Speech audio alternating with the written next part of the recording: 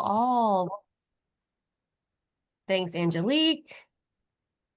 We're going to give folks another 45 seconds or so to continue joining in. Oh, I see a group. A group. Hey, that's amazing. Hello, group. Welcome, The group. name of Matthew Cranston.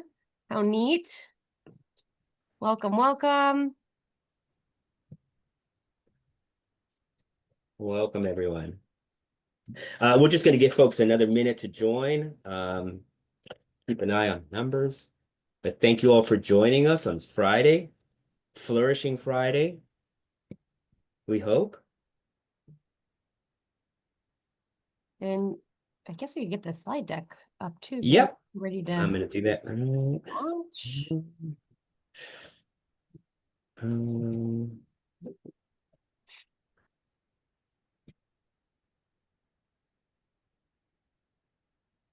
All right. Welcome to Flourishing Fridays, everyone. Oh yeah, let's get to the top. There we go. Beautiful. Okay.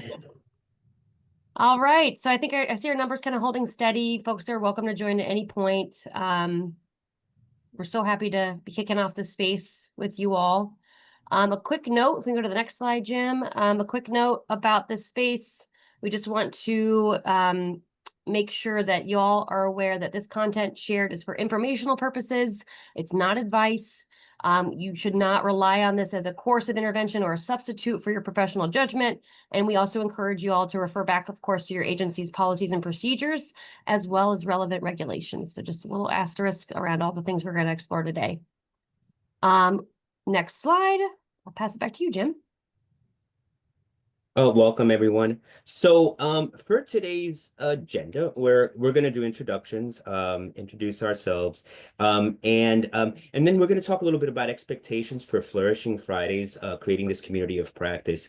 And just in the spirit of transparency, we want to be clear that with this Flourishing Fridays and creating this community, we are going to be engaging you all in co-creating this community. We do have some information to share and some slides to present, but in large part, what we want to get from you all today, and we'll engage you in activities around some of the topics and areas around flourishing that we want to discuss with you all and get your thoughts about. So in some ways, you can be helpful for us in co-creating this Flourishing Friday offering on a regular basis. So we're gonna talk a little bit about flourishing, what it means, and creating this community of practice, and then we're going to have you engage in a process for helping us to identify goals and specific activities that we can have for Flourishing Fridays in the future. And then we'll have a closeout.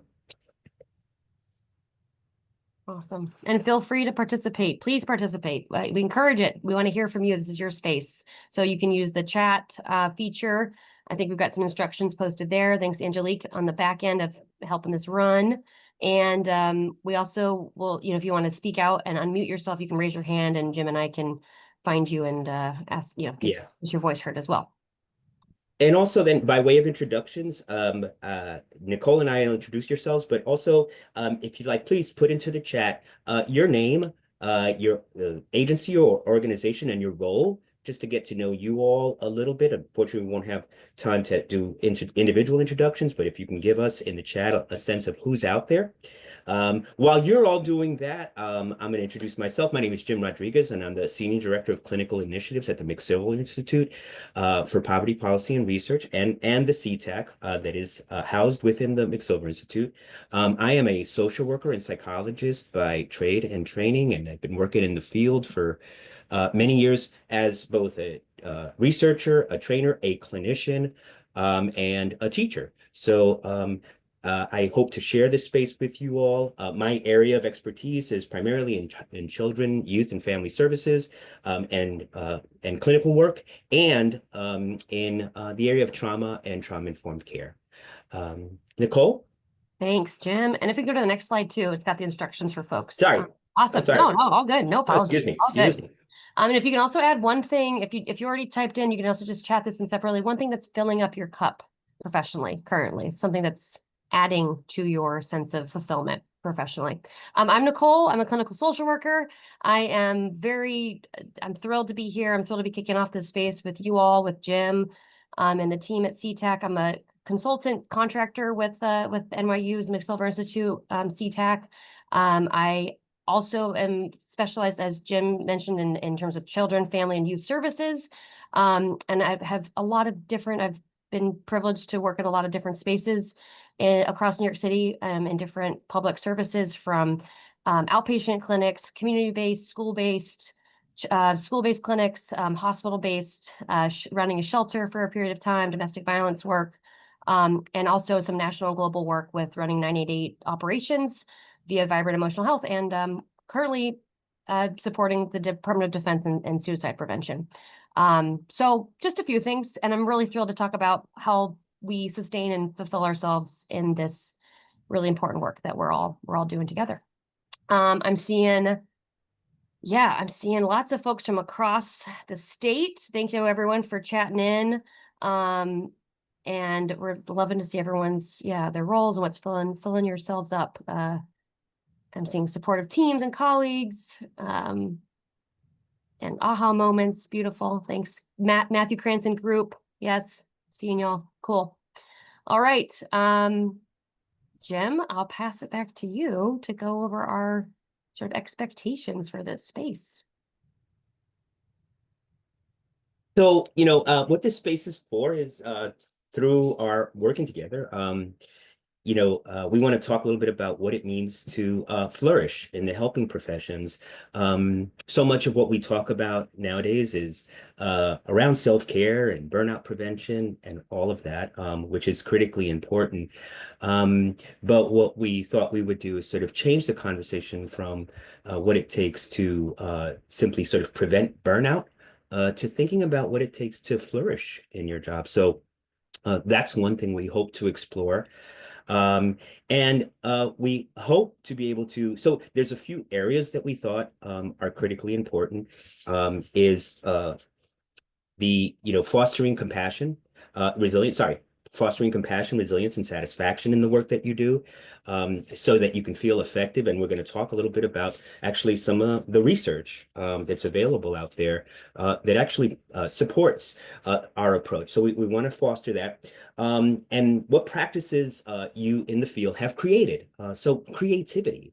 That's an aspect of flourishing that's critically important. Being creative. And sharing with others, being grounded and supported in the work that you do. And then, of course, how the work is impacting you, what you need to do to keep moving forward, to some degree, sort of promoting self-care, and taking care and growing in the jobs and in the work that you do. And I'll add in there, Jim found a really interesting definition of flourishing that we wanted to share with you all here as we're thinking about this community and the space we're building. This comes from Keys. I don't know his first name, their first name, but the definition is: flourishing is the experience of optimal functioning, encompassing emotional, psychological, and social well-being. And Seligman documents that in workplace settings, flourishing has been adapted to include positive relationships, meaning, accomplishment, engagement, and personal growth. So when Jim and I and the team at CTAC were thinking about this space, we really wanted to touch on these kind of core themes and how, when we attend to all of them, they can build us up and allow us to be, more than just surviving, but really thriving as providers and as caregivers and in this work. So beautiful. Next slide. So to build on what Jim was talking about in terms of the realm that the themes and the areas we're focusing on, we really wanted to center this space around three kind of core themes. The first is developing your professional identity and supporting your professional growth. So this means making space to reassess, reimagine, and replenish. And that could look like learning new tools, strengthening your boundaries, deepening your self-awareness, and remaining connected to purpose that brought you to this work in the first place. Why we get up and show up for the work that we've been trained and continue to choose to do. The second theme is around promoting compassion resilience. So I mentioned this a little bit before around thinking about ways to not just survive in this work and this service, but also really thrive. So moving from survival mode into a place of intention, connection, and care that includes ourselves. When we promote compassion resilience, we nourish not just our individual well-being, but the longevity and the integrity of the work that we do. When we take care of ourselves, it's the tried and true, metaphor of if we can put our mask on first and take care of ourselves, we're able to help others and not just survive, but really thrive in the service delivery and the work that we're doing. And lastly, thinking about creativity in the work, practicing with creative clinical interventions. We want to use this space and think about ways that we can celebrate the everyday creativity that clinicians bring to their work and service providers bring to their work, whether it's adapting a modality to better serve a client, finding new ways to connect across cultural or communication barriers, or inventing rituals and tools that help those being served feel seen and safe. We think that with the three of these themes really being tended to, we're going to really talk about and develop this kind of flourishing practice. And yeah, those are kind of our initial goals. And of course, we want your feedback. We want your input. This is your community, so we really look forward to hearing from you all about these kind of initial thoughts. And Yeah. go ahead, Jeff. Yeah. So yeah, and again, we did a little research on the topic, and as I mentioned, actually, this I started seeing it's one of those things where we talked about sort of using the title of Flourishing Fridays. It sounded kind of cool, but then I started seeing it everywhere. Now everyone is talking about flourishing, and I don't know, definitely that could be a recency effect, just having it sort of in your head and then seeing it everywhere. But as Nicole mentioned there is some research on flourishing generally, similar to like the research on wellness and the concept of wellness. There's research on flourishing, and in particular in the workplace. So with regards to professional development, there is certainly the idea of growing, building new skills, advancing yourselves in your roles, deepening your understanding of the work. This work is hard, folks. As I mentioned, I know Nicole has a lot of experience. I have a lot of experience in the field. And of course, this work can be hard. Working in behavioral health, working with children, youth, and families, all this work can be very difficult. So a big part of flourishing in your workspaces is feeling like you're growing in the work. And there's research to suggest that opportunities for professional growth are directly tied to motivation, engagement, and job satisfaction.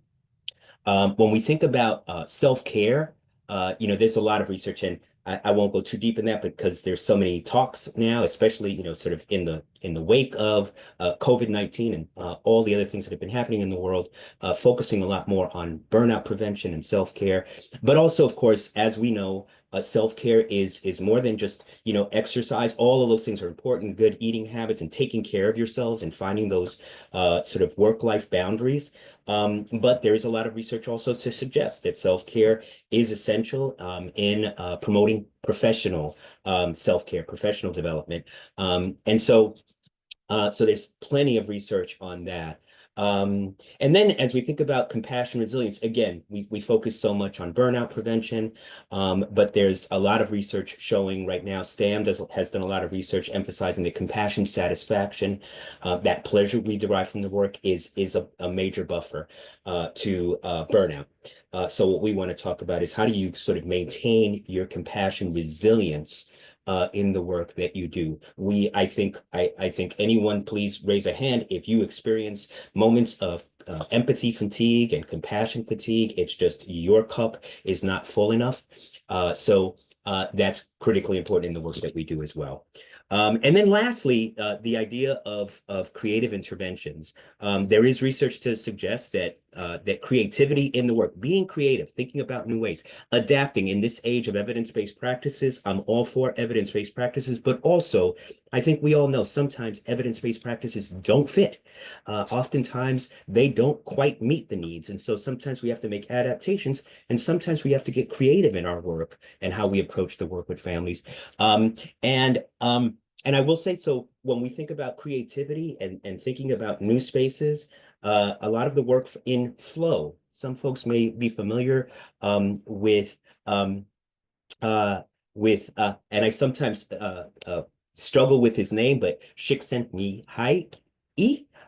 His work on flow, Mihaly Csikszentmihalyi, his work on flow, and the idea of flow, finding that space in which you feel creative, where you're balancing the difficulties and the stress of the work, but also finding ways where you find your flow, your direction in the work. It can be incredibly powerful in terms of self-care and promoting growth. So those are some of the things. I'm going to turn it to specifically to this issue of creativity and talk a little bit about voices from the field and one aspect of Flourishing Fridays that we want to talk about. Awesome. Thanks, Jim.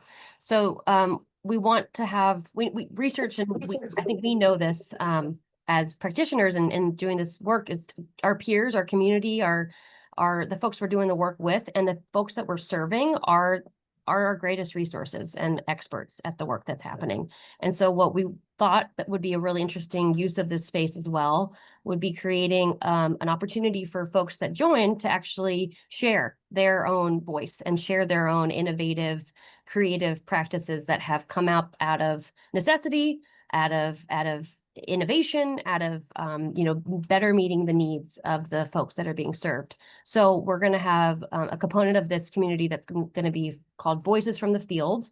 And we're going to ask for you all to actually, if you'd like to, volunteer to share an innovative or creative clinical approach that you've applied that others could benefit from learning about. We have a submission form, actually, and Angelique, if you could drop that in the chat now. We're going to be sharing this. It's not just a one-time thing. You don't need to feel pressured to fill it out right now. We just want you to have eyes on it and take it to think about. But we're going to ask for your thoughts, your ideas. What creative practices have made sense for you in the different spaces and places that you have done this work?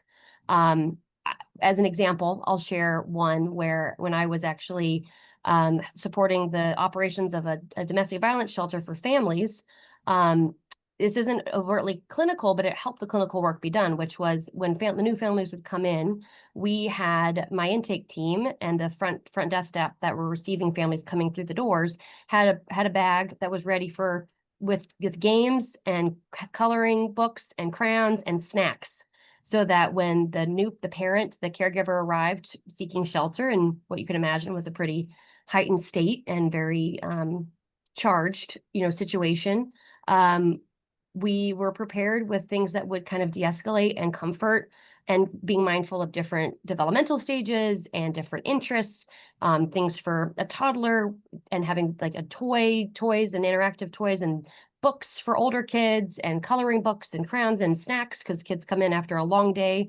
of going through that process, needing a little sustenance and something to nurture them.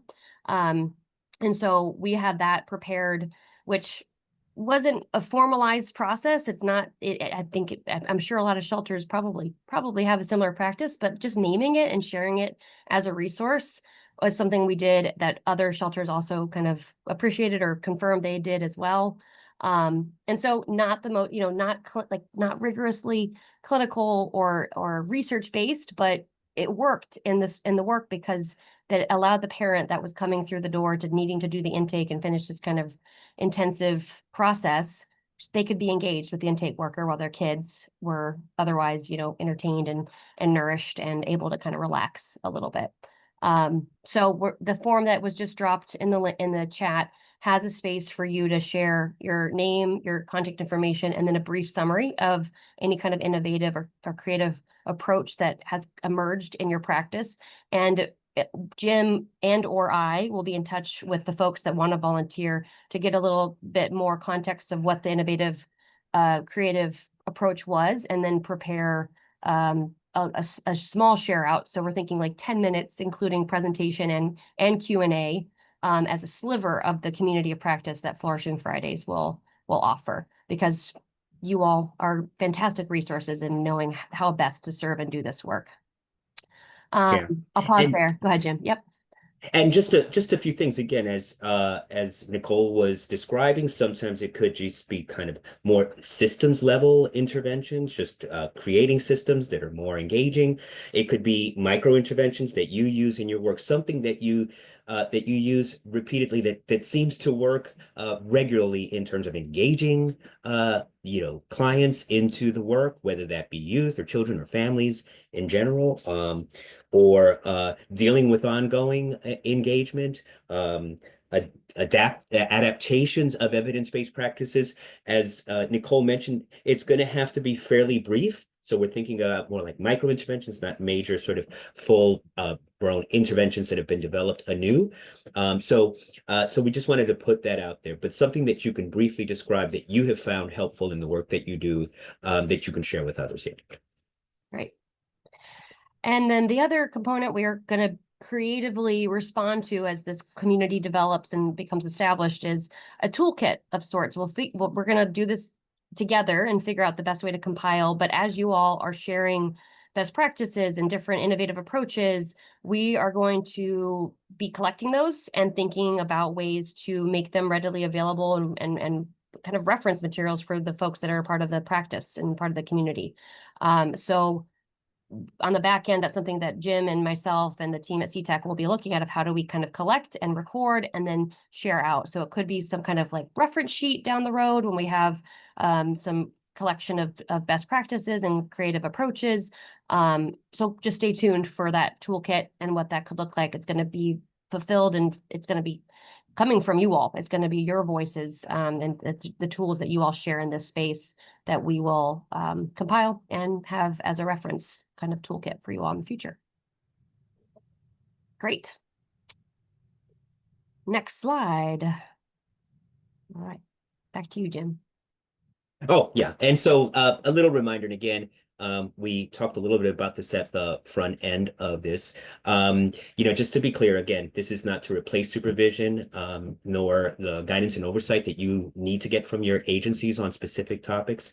And we will certainly understand and validate the barriers that come up and the struggles that come up in the work. We want to focus more on, this is more of a focus on you and how you flourish in the work. Of course, we realize that some of that may entail, sort of sharing experiences that you have in the work, but more we're focusing on you and your ability to flourish in the job, not in clinical supervision or how to address specific issues. And I should say, by the way, that a lot of the work, I recently did a series on mindfulness, and just using mindfulness in work, teaching mindfulness, using mindfulness as a clinical practice. But nearly all of the speakers, and there were some big ones, Dan Siegel, Ram Dass, other folks who are, sort of big in the field of mindfulness, talking about mindfulness, and nearly all of them, actually, no, all of them addressed the issue of starting with the clinician, starting with you, and working on yourself, whether that is addressing your biases or judgments or working to promote compassion. All of those things were a critical part of mindfulness work. And so, and we may do a little integration of mindfulness in this space as well, but the idea is, what do you need to do to flourish in your job? So that's where we're going to focus. All right, beautiful. We've just shared a lot of kind of context and some initial, goals for this space, and we would like to give you all some time to be with each other and think through what you've heard. We're going to have breakout rooms for about 5 minutes. So it's a short breakout room, folks, but we would like you all to go into the space with each other, and just after hearing what Jim and I have walked through, what comes up for you all? What kind of initial reactions, responses, hopes and dreams do you have for this practice, this community? Some questions to consider. What would you like to see in this space? What's something we could provide that you're otherwise missing? And then how do you view flourishing in your practice? We would also ask for someone in the breakout room to kind of take on the note taker role, so that we can come back to the larger group and have a larger discussion of what themes came up, what we're hearing as patterns, and what we can really take away that we will also record and take back for our future offerings. Matthew's group, I see your hand up. Go ahead. I'm just letting you know that we have a group of 2, 4, 6, 8 individuals. So I don't know if you want us to be our own breakout room or what do I you want us? appreciate that. Yeah, I appreciate that. No, flag. that makes perfect sense. Yep. Okay, all right. Angelique, if you can see if there's a way to kind of do that on the back end. She's our Yeah, I can do okay. that. No Okay, worries. great. Awesome. Thanks, Okay. Angelique. And the questions are also in the chat. Again, thanks to Angelique. We will set it for 5 minutes and come back and have a larger discussion with what y'all come up with. Okay, I'll open them now. Thanks, Angelique.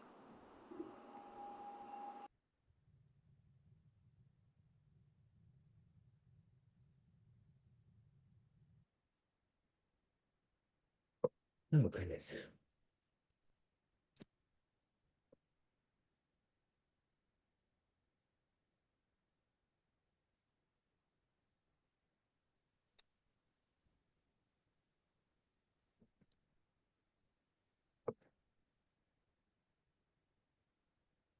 Great. Okay. All right. Everybody's in?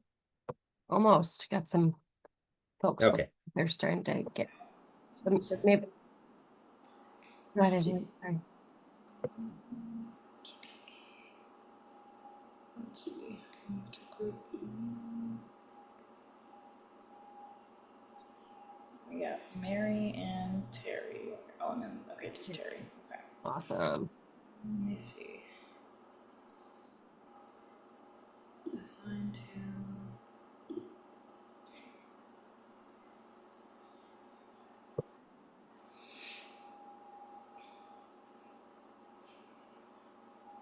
Terry, do you need any help joining a group? There Oh, we go.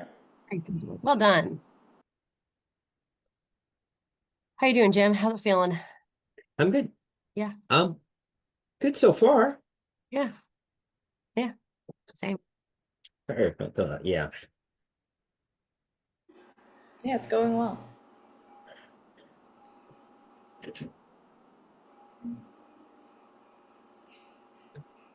There we go. All right.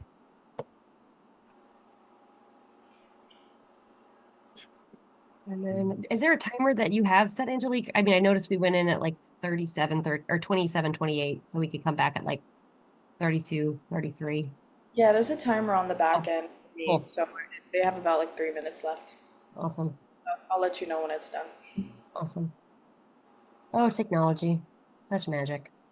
I know.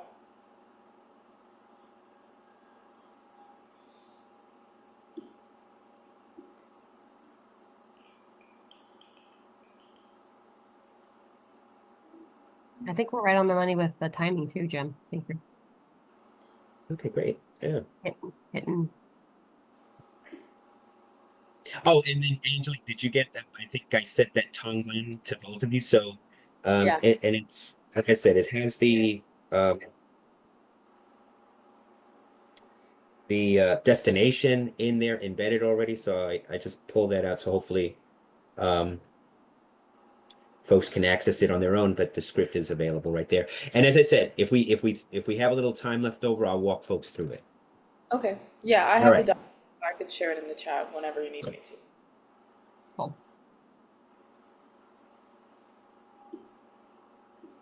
Okay. They have about a minute and a half left.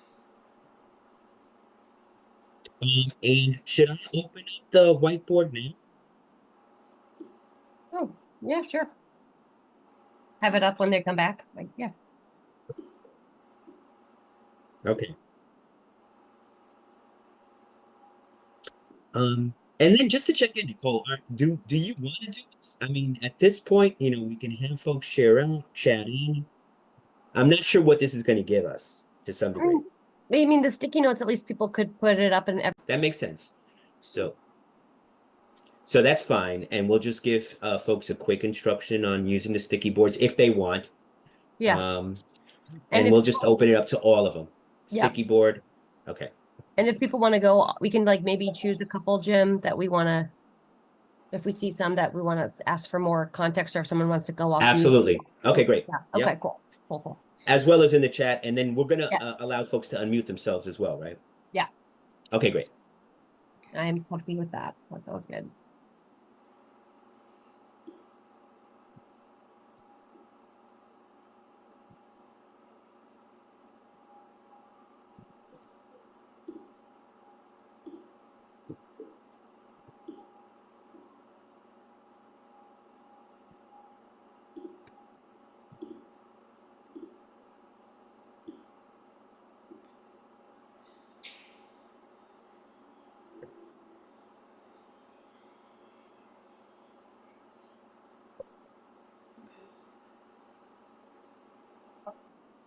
Okay, the time is up.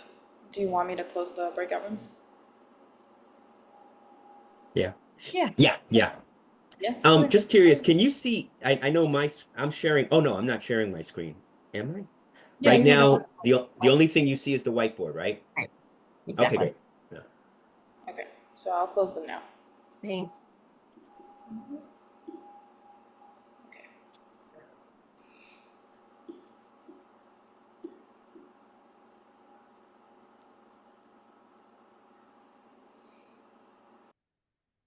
All right. Welcome back. Folks are, Welcome back, folks. yeah, welcome back. If everyone a few seconds to come back to the main room. 5 minutes flies when you're having fun.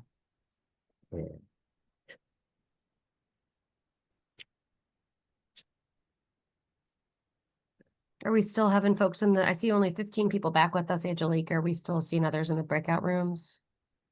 Yeah, they're given like 20 seconds before it like That's right.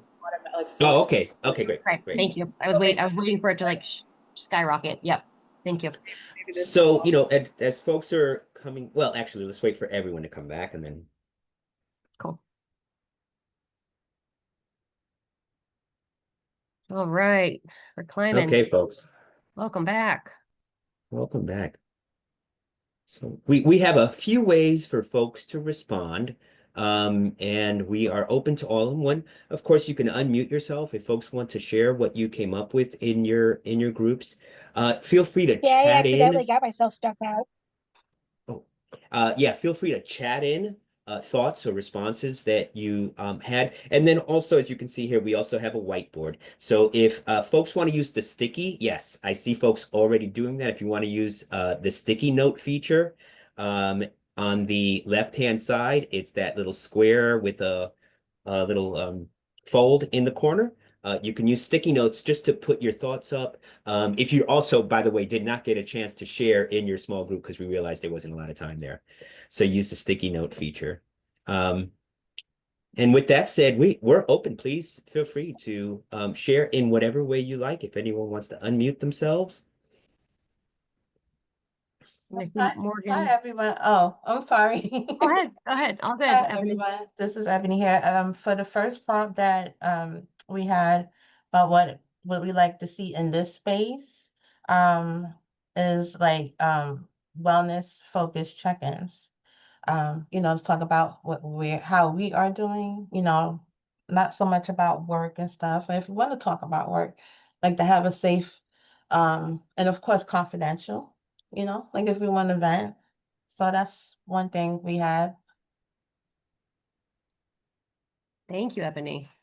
I actually just typed it. I'm going to put that on a sticky note, just so we can see it as well. Thanks for sharing that. Those many And things. looking at the chat, Morgan says, question one, knowing that other people are going through similar things and building community. Yeah, that makes a lot of sense, Morgan, that this space can definitely be that for many folks. We hope that's a space where folks can come in and share with others. And know that in many ways, the things that you're struggling with, we all struggle with. And please feel free to share some of the things that you struggle with uh, as a as a provider. Mm-hmm. And then question two, working on implementation of self-care practices and a little bit of accountability there. And Morgan, do you want to share a little bit more about the accountability piece? If you can, either unmute yourself or And for question 3, flourishing in practice can be a bit more of human connection in the workplace, less being mental health care providers as your sole identity, and more of a complex understanding of who we are and what we do. Beautiful. Yeah, if Morgan or anyone from that group wants to say more about accountability, I think I'd be curious to hear more of how we can create that for this space, how we can support you all in that.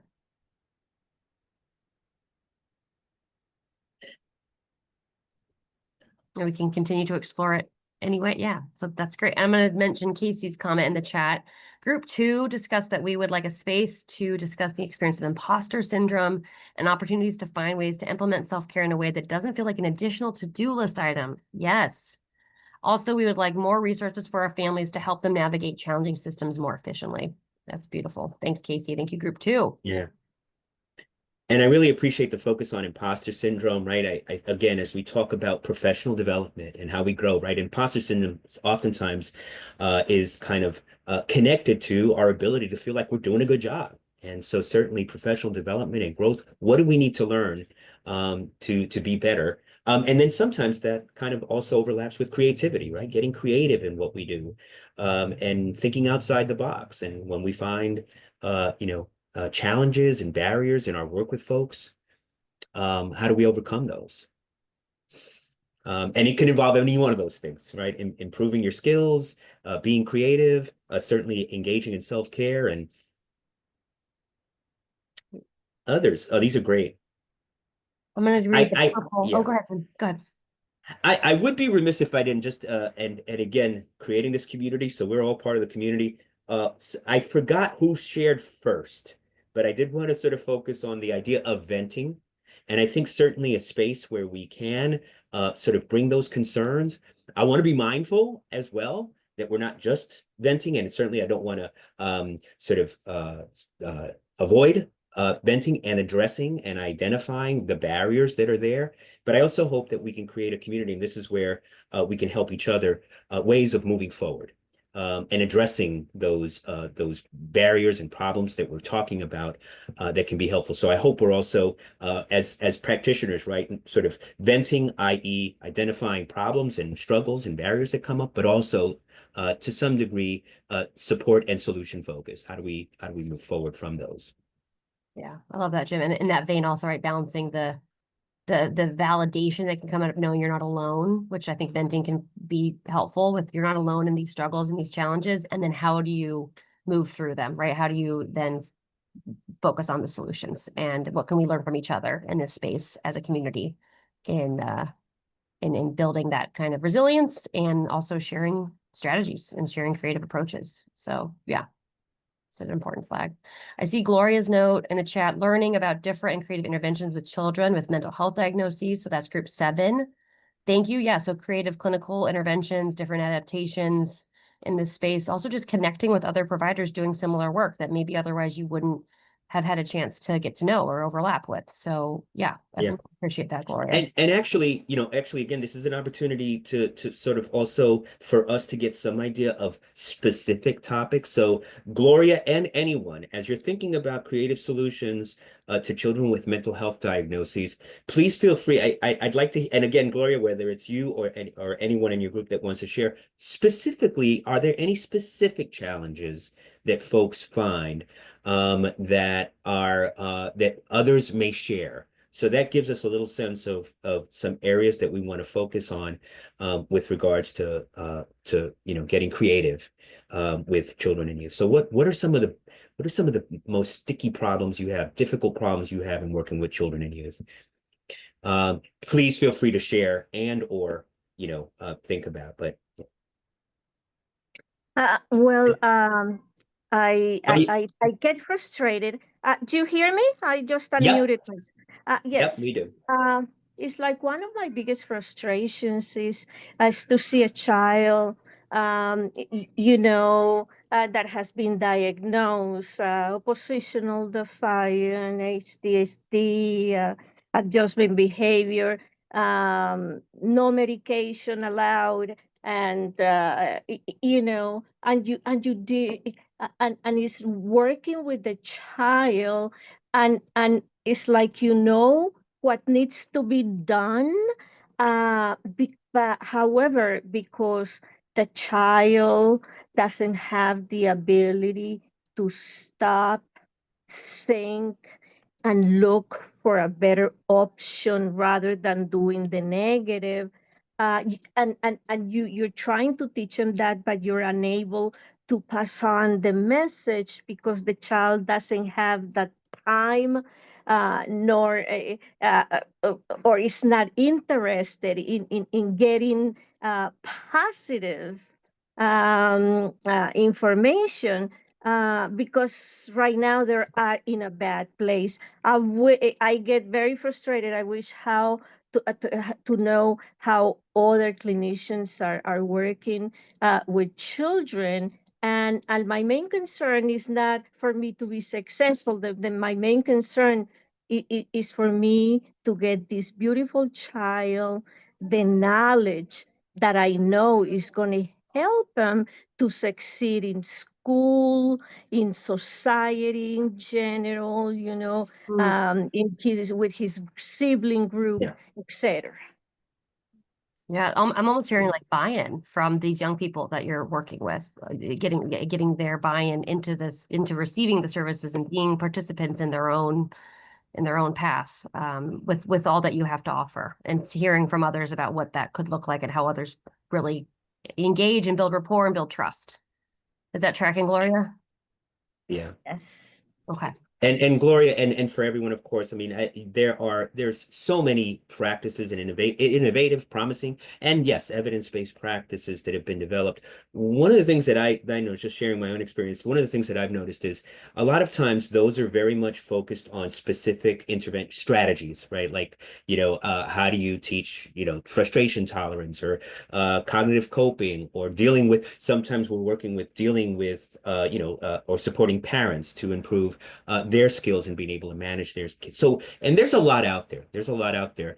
I think oftentimes too, what that entails is, so knowledge of understanding what's out there and what's available and how does that meet your needs. I think that's an aspect of professional development. So from our perspective, right, sometimes you need to deepen your understanding of what's available out there. And then I would also say that sometimes a lot of those evidence-based practices, what they don't touch as much on is that engagement piece. Like, how do you bring people, how do you develop a good, strong, and a lot of times they kind of operate on the assumption that folks have that covered. Like, we know how to engage, how to develop, and we may. And sometimes that could be a challenge as well. So certainly we can talk about all of those things, creative ways of engaging children, youth, families in the work that you have found helpful, so that you can figure out how to meet their specific needs and address their specific challenges. Does that make sense, Gloria, and for everyone else? Yes, of course. And Thank you. working with the families is important, but sometimes, you don't have the luxury of engaging the entire family. So you're only working with half of the problem. Yeah. And that's a great example. And I know Nicole can speak on this, and Nicole's very much sort of has a lot of experience on that. But the idea of, yes, when you're working with children and youth, the engagement of parents and caregivers can be a challenge, and getting the whole family. So yes, we can talk about that. Thanks for raising that. And then Matthew Cranston, the Matthew Cranston group, I'm sorry if I shouldn't be calling it that, but depending on the age of the child, focus isn't necessarily going to be on the child, but more on other controllable areas in the child's life, like the environmental factors and parental reactions to the behavior changes that need to be made more in the environment and less with the focus on solely on the child. I really love that, Matthew, and your group, because I think that's the other thing that can make, sometimes our work is so child focused, and our systems are set up for that, right? Of course, you get to bill for child context. Sometimes you get to bill for parent context, but you don't always get, and there's these systemic barriers that are in place when the needs go outside of just a child, and sometimes even the child and the parent and the family. Like, what does that look like, and how can you make that happen? And sometimes we're sometimes handcuffed. Nicole, I want to get your thoughts on that as well, but Well, handcuffed I in terms want, of, yeah. totally, Yeah. I want to get into the conversation, but I'm also seeing we have 15 minutes left. And so Oh, yes. Yeah. we should unfortunately move on, but this is so fantastic, folks, because this is just it's just the evidence that this is really going to be a rich space for us to really unpack and confront and support each other in working through all of these barriers. Okay. So really excited. And we're taking note of everything people are putting in the chat. We're also going to have the whiteboard for our reference, and we'll refer to this as we're thinking about the future offerings. And that actually takes us to the next component of today, which is we want y'all's feedback on how this community should be structured and how it should run, and what you all want, what we can do to really meet you all where you are. And so we have this next piece is going to be actually a couple rapid poll questions. So some more activity, some more interaction from you all. And Jim, I'll let you get that slide deck back up, and I think Angelique will have the poll questions here to launch in just a second. Okay. And we're still seeing the whiteboard. Jim, I'm not sure if you're... Okay. Hold on one second. Okay, Sorry. cool. No, all good. Yeah, I know it's Do you want me to launch the poll? okay, there we go. Sorry, we got it. All right. And so if we can get the slides back up, the first question is around how often we should meet in this space. And we know things come up. Maybe you won't be here for every single one, but as a community that exists to support you, how often would it be helpful for this Flourishing Fridays space to be offered? The poll question, Angelique, if you want to go ahead and launch it. We're offering three intervals. Oh, okay. So the first one, sorry, I jumped ahead. So what duration would be helpful? So 45-minute offering, an hour offering, or an hour and a half offering. And thinking of the realities of what your days look like, what would be the best duration for a space like this to be offered? And Genevieve, I love that question. We will think about how we can share out minutes, kind of in that toolkit, in the vein of that flourishing toolkit of like, what did we get from this session? We also want to respect the confidentiality component, but we'll find a balance of, and I think the recordings are also going to be available, and the slides will be available afterwards. And Angelique, and Jim, you can confirm that if I'm misspeaking. But Yes. those pieces are usually a part of our offerings here. All right. Great. Okay. So hearing from folks that looks like about an hour is a sweet spot. So that's really helpful. We're going to take this back also and make sure we can incorporate into what the offerings are. But I'm seeing an hour as the majority of what's a sweet spot for offering. So that's perfect. Okay. Next poll question is about the frequency. So quarterly, every 2 months, or monthly. What would be a good frequency for this space to be held and offered for you all? And we'll give you all a few seconds to respond. And we're going to take this information back and then be able to, we'll just be on the lookout for announcements. As you all heard about this one, be on the lookout for we'll take this feedback and then be able to confirm exactly when the next offering is, but we wanted your input to make sure we're meeting what you all would hope for. All right, if we can close out the poll, we are looking like monthly is what the majority is requesting, also seeing a middling at every 2 months.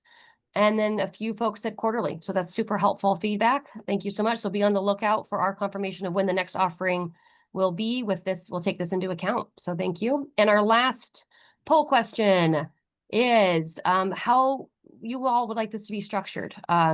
We know there's like a middle ground, and there's a spectrum of how we could structure this space. This one has been more facilitated by me and Jim because it's our first one. We're kicking it off, but we would like to know, would you like to have more structure from facilitators with an agenda and activities? Would you like more space with each other to connect and talk about successes and challenges? Or would you like a bit of both, a mix? Yeah, eager to see y'all's response. You can chat in do the poll that is launched. Hopefully you're all seeing it. And we will get those. Oh, perfect, Angelique. Thank you. Okay. Seeing a mix. A mix sounds about right. So some folks, about a quarter of you all said more structure would be helpful. And then the majority said a mix of structure and time to connect with each other. So that's very helpful feedback. We will take that into account. All right. Our next piece of the puzzle. Okay, yeah, we have, oh, it's another poll. We have another poll. Jim, I'll hand it over to you. Poll? No, I think we're done with the polls. Oh, okay. Well, Yeah. we mentioned talking about a poll for the voting on this one, voting on the next offering. Oh, I see. Yeah. I see. But if we don't have it, we can chat, folks can chat in too. So that, and we have it. Oh, got you. Sorry. It's Sorry. okay. Yep. It's Sorry. okay. Yeah. So it's up there, poll 4. Yep. Yeah, so please, for our next session, our next meeting together, specifically, yeah, what would you like to focus on? Creative clinical practice, promoting compassion, resilience, or developing your professional identity and supporting growth. So let's see what your responses are to that. And I'm also seeing chats, maybe a premium. We're going to make note of these as well. Kelly and Morgan, thank you so much for those notes. Pre-meeting where people can submit ideas, concerns, a general agenda set prior, find a format that works well and stick with it, similar to our session. So that's really helpful feedback as well. Thanks, folks. All right. And we've got a majority coming in at developing your professional identity and supporting your professional growth with this last poll. Great. So we will take that back and very helpful, folks. So it gives us a direction because we knew we're covering a lot of ground here and different spaces, and so it helps us to plan. Okay.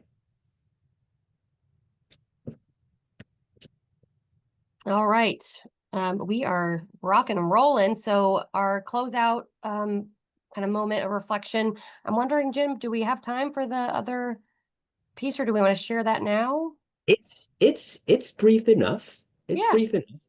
So yeah, we wanted to make sure we weren't sure if we'd have enough time, but I want to share meditation. So there's another training that we do called Stars, and we can talk about that next time. But in that we engage folks in a meditation called Tonglen. And it is a meditation that has a long history in mindfulness and meditation practice to promote compassion, And so I'm going to walk you through this and see, how this fits with you. And as I mentioned, we're going to try to integrate this somewhat into our work as well. So critical part of our own development. So I want to start off by asking folks to find some comfort in your seat.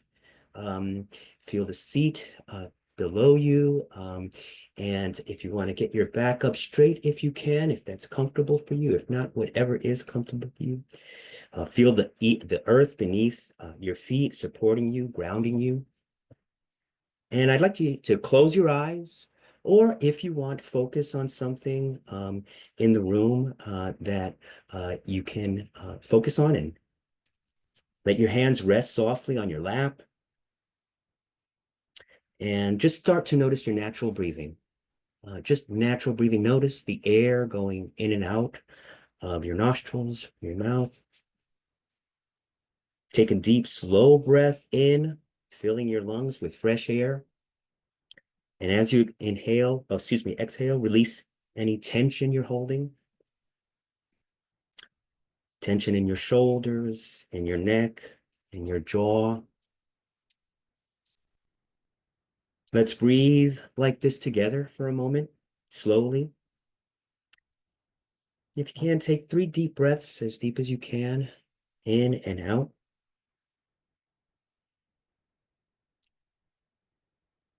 And with each breath, draw your awareness inward. Notice any places within you where discomfort or pain resides. Imagine this pain as dark smoke, dense and heavy as you breathe in. Courageously draw in that smoke directly into your heart center. Hold it there, see it, and acknowledge it. And as you exhale, envision this dark smoke transforming into a brilliant white light. Watch as it flows out of you, carrying warmth and healing into the world. Perform this transformation 3 times, each cycle deepening your own sense of peace and readiness to connect more deeply. So begin 3 times, breathe in and breathe and envision with each inhalation, pain and difficulty and barriers. And as you breathe out, releasing that into the world in the form of a bright, brilliant white light.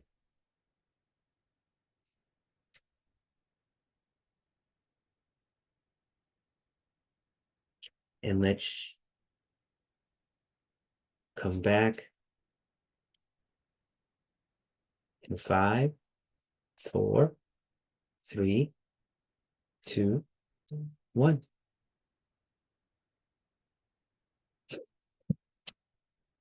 So thank you all.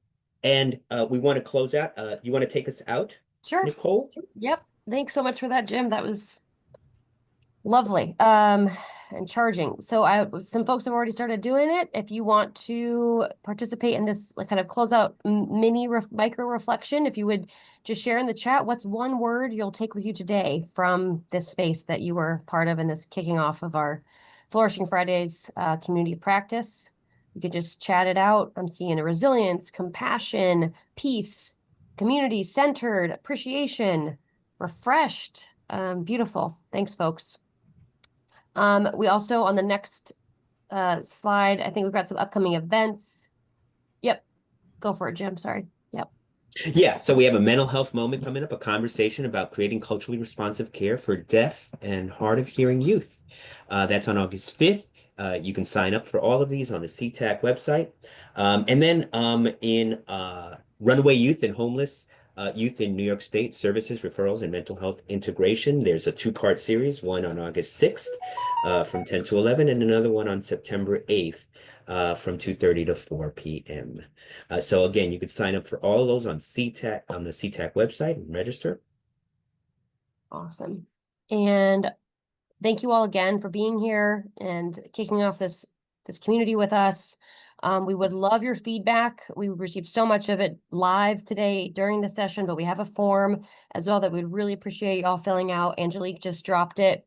So there's a feedback form, and then we also have the proposal form for the Voices from the Field component that we shared earlier. So I know multiple forms can be confusing, but the evaluation and the feedback survey is what is in the text that was just dropped in the chat. We really, really appreciate taking a few minutes to let us know any reactions and thoughts on how today's session went. And then our Voices from the Field form, Angelique just dropped again. Thank you, Angelique. If you are interested in sharing out, if anything came up as we were describing what that space Voices from the Field kind of offering will look like, feel free to submit it. And then Jim and I will be in touch about making space for you to share that in our future offerings. Oh, certificate. Thanks, Sarah.